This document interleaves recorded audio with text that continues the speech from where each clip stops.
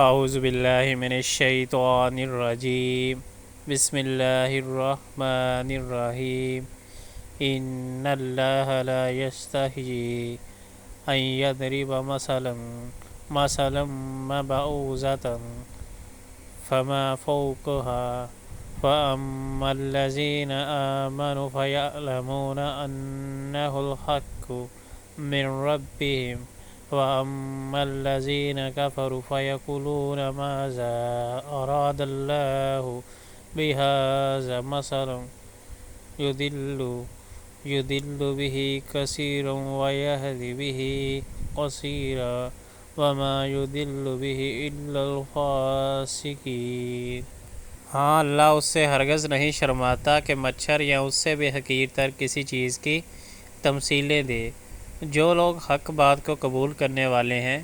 وہ انہی تمثیلوں کو دیکھ کر جان لیتے ہیں کہ یہ حق ہے جو ان کے رب ہی کی طرف سے آیا ہے، اور جو ماننے والے نہیں ہیں وہ انہیں سن کر کہنے لگتے ہیں کہ ایسی تمثیلوں سے اللہ کو کیا سروکار۔ اس طرح اللہ ایک ہی بات سے بہتوں کو گمراہی میں مبتلا کر دیتا ہے اور بہتوں کو راہ راست دکھا دیتا ہے، اور گمراہی میں وہ انہی کو مبتلا کرتا ہے جو فاسق ہیں۔